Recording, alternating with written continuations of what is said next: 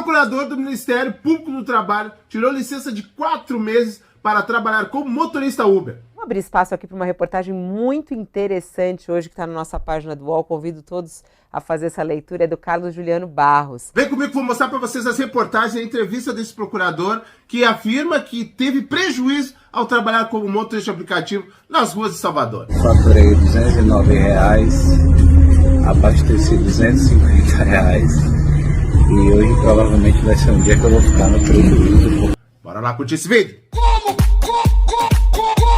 Como você aceitou isso? Salve galera, sejam bem-vindos a mais vídeos do canal VCuber. Para quem não conhece, eu sou o Marcelo. Antes de mostrar as declarações e reportagens do procurador do Ministério Público, que trabalhou como motorista Uber por 4 meses nas ruas de Salvador, vou convocar os motoristas para a grande paralisação aqui em Porto Alegre no dia 4 de junho. Vamos dar a resposta devida a toda essa sem-vergonhice, para toda essa enganação de emendas para PLP 12. Motorista saiu à rua contra a PLP 12 e motorista tem que dar a resposta para o governo federal, para o sindicato e a Uber. E aí esse relator que mentiu, dizendo que o motorista não estava interessado no MEI, por isso que ele não botou lá no relatório. Mentiu! O motorista vem pedindo, entre inúmeras coisas, a inclusão do MEI para ele pagar a sua previdência. Muitos falam, o motorista não paga, que são poucos que pagam. Não sobra.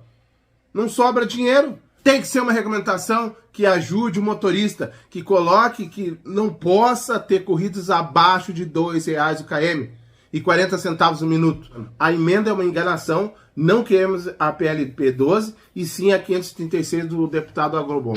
Procurador do Ministério Público escreveu um livro sobre a sua experiência como motorista Uber. Pôde sentir na pele toda a pressão que a Uber para o motorista fazer o que ela quer. Manipula. Tu vê que o motorista é autônomo. Como é autônomo se não consegue nem escolher que não quer valor por hora e 5 km minuto, que é o lógico da coisa.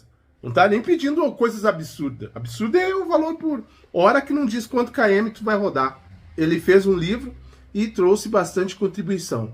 Menos na parte que ele acha que a solução é CCLT, para o motorista aplicativo, e a solução é o Estado, o governo, ir para cima das plataformas. A gente está vendo a regulamentação do desastre que está sendo. Fizeram um grande conluio e está aí prejudicando o motorista. O Estado é um dos principais motivos da nossa desigualdade. Ele fica pegando um monte de imposto com a desculpa de ter que ajudar em programas sociais, sendo que destrói todo a economia de uma pessoa. A pessoa tem que trabalhar e ficar sustentando dando imposto para ajudar brasileiros. Sim, ajudar a casta aí de político com seus penduricalhos e seus privilégios. E o motorista aqui trabalhando que nem louco para poder honrar com suas contas. Curioso, muito, é o faturamento que ele fez. Tu vê, ele trabalhava de 3 horas, mais ou menos, conversou com inúmeros motoristas, que ajudou na sua pesquisa e como modo de trabalhar. E ele ouvia muito que os motoristas ficavam 14, 15 horas, 18 horas, 20 horas trabalhando. E ele topou trabalhar 12 horas ininterruptas para ver se o aplicativo realmente trancava, 12 horas dirigindo, e quanto que ele faturava. Foi onde ele teve o maior recorde de faturamento. Ele faturou 301 com R$24, fazendo 23 corridas. E, lógico, sentiu a pressão de como é trabalhar várias horas na rua, como os motoristas já tinham relatado para o procurador, como ele relata na reportagem dizendo, abre aspas para o procurador. Aí você pensa, que loucura, não faz sentido. Faz todo sentido quando você está endividado e tem boleto para pagar. Esses momentos são dramáticos para eles, quando precisam trabalhar 15 horas, 18 horas por dia. O fim do mês vai chegando, então eles enxergam isso como uma grande vantagem. Ao trabalhar por 12 horas ao volante, fiquei extremamente cansado, com dores na coluna, visão turva e desidratado. Fecha aspas para o procurador. Meus amigos, não é fácil trabalhar como motorista aplicativo. É muito difícil. O motorista faz aí um esforço muito grande, se adapta, fica horas e horas. Esse negócio de, o motorista ficar horas e horas é uma coisa que é contra a saúde e pode prejudicar aí o motorista a cometer acidentes de trânsito. Realmente, ficar horas dirigindo cansa muito o motorista, parece que é só ficar sentado, né? Mas o motorista fica 15, 18 horas e até alguns 20 horas, mas não é trabalhando, é que nem como se fosse o taxista no ponto dele. Fica ali aguardando, né? Quando chega um passageiro, ele aí faz a corrida. Mesma coisa o motorista, procura um lugar seguro e fica ali selecionando sua corrida, montando sua estratégia, e quando tem uma corrida que o ajude, aí ele sai a trabalhar. Somos profissionais, né? Acontece algumas coisas aí, mas na sua grande maioria esmagadora, pelo número de motoristas e corrida, o número de acidentes é muito baixo perante o tanto de hora que o motorista fica na rua. Uma das coisas que o procurador ficou bastante impressionado, e até com uma certa indignação, é dizer que mamãe Uber, mamãe 99 Pop. Tem que consertar aí o procurador. A gente diz mamãe Uber e tia 99 Pop, né?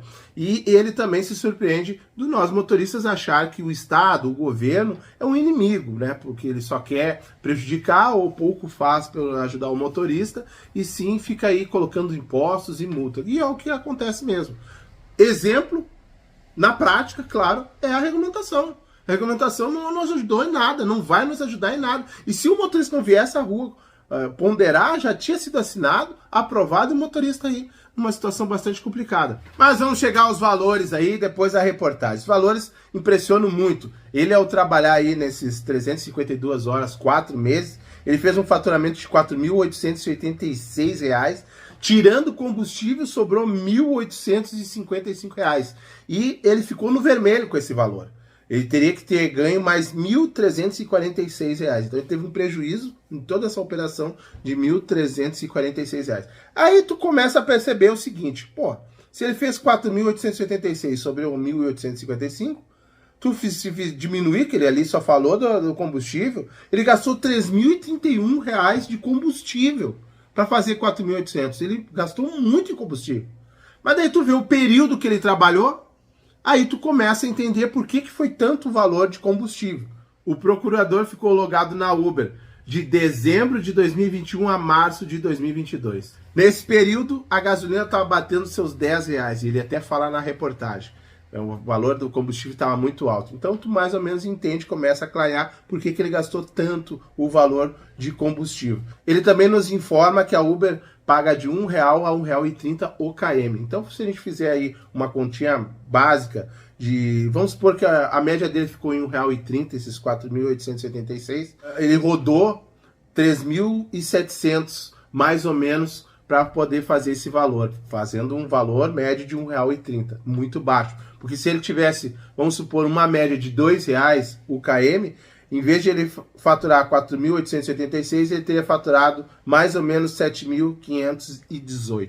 Um simples gesto resolve 99% dos nossos problemas com a Uber, elimina os abusos, motorista trabalhando tantas horas, motoristas aí quebrando. Bom faturamento para o motorista trabalha menos. O motorista tem dinheiro para poder fazer a sua manutenção preventiva e corretiva, fazer a sua reserva de emergência, trocar seu carro. Eles querem cordelinho, eles querem que outro se adapte e ganhe um salário mínimo, tu cai fora porque vai ter outros. Os influenciadores estão aí enchendo a plataforma de motorista. Mas vamos para a reportagem, as declarações aí do procurador, que está muito boa. Esse debate sobre a aplicação de leis a plataformas digitais e a extensão de direitos a trabalhadores que são motoristas de aplicativo não acontece exclusivamente no Brasil, mas acontece ao redor de todo mundo. Você tem leis em Portugal e na Espanha que já visam regular esse tipo de atividade. Você tem decisões como a Suprema Corte inglesa, que já estende direitos trabalhistas a essa categoria de trabalhadores. E você já tem vários estados americanos que também conferem direitos a esses trabalhadores. Então, o que a gente está vendo aqui no Brasil, através do projeto de lei 12, é que o Brasil, assim como líder aqui da América do Sul, está indo na contramão do que outros países estão decidindo e aplicando em matéria de leis no que diz respeito a motoristas de aplicativo e entregadores de refeição. A realidade é que se depara com muito mais desvantagens do que com vantagens. Quais são as vantagens nesse tipo de atividade? É a vantagem de você ter dinheiro na hora, isso vai permitir você pagar suas dívidas, e a vantagem de você interromper a prestação do serviço a qualquer momento. Com a possibilidade de você recusar corridas, isso realmente é possível.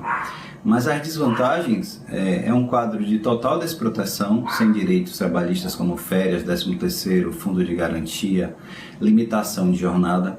você vai encontrar trabalhadores que trabalham 12, 14, 16 horas por dia, colocando em risco não apenas a própria vida, como também a de passageiros. E além disso, você vai ter remunerações extremamente baixas, porque esses trabalhadores eles são obrigados a arcar com todos os custos de sua atividade. Após essa experiência que durou 4 meses, em que eu pude trabalhar como motorista de aplicativo, a principal lição é que esses trabalhadores são empregados como outros quaisquer que trabalham para plataformas digitais. Eles não possuem autonomia porque eles não podem fixar o valor de cada corrida, eles não podem sair das regras que são fixadas pelas plataformas, e o controle que essas empresas exercem sobre esses trabalhadores é um controle quase absoluto, que vai dizer respeito ao que pode ser consumido dentro do veículo, como esses veículos devem ser higienizados, quais são as qualidades e as especificações desse veículo. Então, o que eu pude constatar ao longo desses 4 meses é que essas plataformas exercem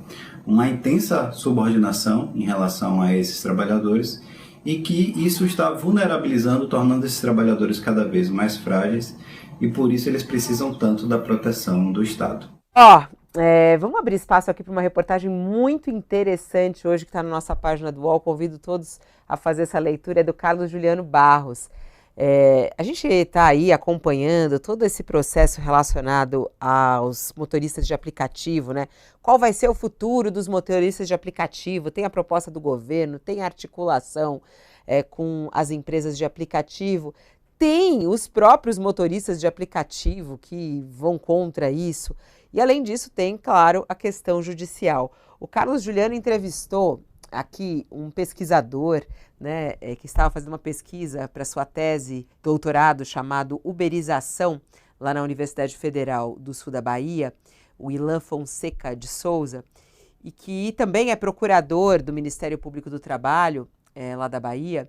E ele, para fazer essa pesquisa, para poder fazer a sua tese, resolveu dirigir, né, um carro de aplicativo e passou 352 horas no volante, transportou 350 passageiros, tomou um prejuízo, inclusive nesse período. E ele fala que o projeto do governo é trágico. Aí a reportagem pergunta para ele, quanto tempo o senhor dirigiu? Ele falou, dirigi do dia 1º de dezembro de 2021 até 30 de março de 2022. Eu dirigi em média 3 horas por dia, geralmente de manhã, e à tarde eu reservava para fazer uma redação da tese. É porque ele estava também fazendo uma pós-graduação, não sei se era um mestrado ou um doutorado, sobre esse assunto da uberização. Bem, em alguns momentos eu extrapolava essa jornada justamente para testar o aplicativo, para ver se o bloqueio de 12 horas funcionava. Às vezes eu criava metas para ver se era possível a pessoa faturar R$300 em um dia, e aí ele falou que carregou 350 passageiros e trabalhou 352 horas. Aí a reportagem pergunta o que interessa, né? E a questão da renda? Aí ele diz, a pesquisa foi deficitária do ponto de vista financeiro. Nessas 352 horas de viagem eu faturei R$4.886, mas quando a gente abate o valor do combustível, o valor foi para R$1.855. Quando fiz o cálculo de outras despesas, como IPVA, valor da habilitação, ele falou que precisou de tirar uma habilitação específica para conter o EAR, né, que é o exercício de atividade remunerada, os gastos com celular, que no total a conta fechou em um prejuízo de R$1.346. E ele ainda afirma, né, a Uber faz questão de tornar esses gastos invisíveis para o trabalhador. Desgaste com pneu, troca de óleo, mas o motorista prefere não enxergar porque, de alguma forma, é vantajoso ter dinheiro na mão. É vantajoso pagar a gasolina com cartão de crédito e, no final do dia, já receber os valores das corridas. Então, eles vão se precarizando e os automóveis vão se deteriorando. E aí pergunta para ele o que então atrai os trabalhadores. Aí ele diz, a pesquisa antropológica demanda um tempo maior para você pensar melhor sobre os assuntos. Tem a questão do dinheiro na mão, o dinheiro que você recebe na hora. Tem a questão da possibilidade de interromper a jornada de trabalho. Pouquíssimas profissões têm essa prerrogativa. Então, os motoristas veem como uma vantagem absurda poder levar, por exemplo, o filho à escola ou a uma clínica, resolver um problema no cartório no horário de trabalho. E aí ele conclui dizendo, tem uma outra questão, a possibilidade de você fazer hora extra ilimitada. Isso faz com que sua renda aumente ao longo do mês. E você vai ter também um trabalho que tem menos idiosincrasias, do que se você estivesse com um chefe real dando ordens verbais e diretas. Então, quando a gente entra nessa perspectiva, a gente começa a entender por que muitos não largam a plataforma. E quando ele fala que o projeto do governo ele é trágico, o ponto central exato do que é? E aí ele defende que motorista de aplicativo seja CLT. Tá? E aí quando pergunta para ele o que o senhor achou do projeto que o governo enviou para regulamentar a atividade dos motoristas de aplicativo, aí ele disse que o projeto foi trágico. Ele disse que teve a possibilidade de participar pelo Ministério Público do Trabalho, do grupo de trabalho em Brasília, para tentar costurar um acordo, e ele falou que tinham muita esperança, todos eles, né, tinham muita esperança de que esse projeto conseguisse atender aos interesses da categoria. Mas parece que as representações dos trabalhadores que ali estiveram não tinham essa legitimidade em relação à base da categoria, e o projeto parece atender a 100% dos interesses das plataformas. O governo criou uma comissão, né, que se estendeu por 6 meses para tentar negociar aí um acordo entre trabalhadores e empresas. E houve uma série de questões ao longo dessa comissão, né? O ponto central é que as empresas, elas não queriam duas coisas. Elas não queriam que fosse reconhecido o vínculo empregatício nos moldes da CLT, o que, curiosamente, era até uma postura inicial do próprio ministro Marinho, por exemplo, né? Acho que a linha de frente do governo estava tentando emplacar essa ideia, né, do reconhecimento de vínculo, mas acho que numa estratégia de redução de danos, uma estratégia de, já que o STF tende a não reconhecer o vínculo, vamos tentar costurar aqui uma saída que seja consensual. O ponto, né, dos críticos é que o governo cedeu demais e o projeto ele ficou muito benéfico, né, para as empresas. Assim, tanto é que, assim que o projeto de lei foi divulgado, tanto a Uber quanto a Mobitech, né, que é a associação que representa os aplicativos, elogiaram demais o texto, né, e alguns pontos centrais foram deixados de lado, né, que eram muito caros aos trabalhadores. Então, por exemplo, a questão da transparência, né? Essa é uma questão que é muito cara aos trabalhadores. Hoje em dia, os trabalhadores não sabem, por exemplo, quanto que os aplicativos cobram de comissão, né, por corrida. Às vezes cobra 10, às vezes cobra 20, às vezes cobra 30, às vezes cobra 40, 50% de uma corrida. Os motoristas não sabem quanto eles cobram, né? Essas políticas de suspensão, de banimento, há muitas queixas com relação a isso, né? Enfim, a arquitetura desses aplicativos é baseada assim numa estratégia de opacidades, né? Assim, de falta de transparência. E isso é um problema mundial, né? Evidentemente não é uma questão que acontece só aqui no Brasil. E é curioso porque em várias partes do mundo a gente está vendo um movimento contrário do que está acontecendo aqui no Brasil, né? As autoridades estão cobrando mais transparência, estão cobrando o estabelecimento de direitos mais claros por parte dessas plataformas, né? E aqui no Brasil o ponto é que o projeto do governo acabou sendo muito condescendente com as plataformas, né? Assim, há pontos positivos, por exemplo, a questão do recolhimento para a Previdência, que vem sendo questionado por alguns motoristas, mas é inevitável, né? Hoje as plataformas não contribuem com absolutamente nada.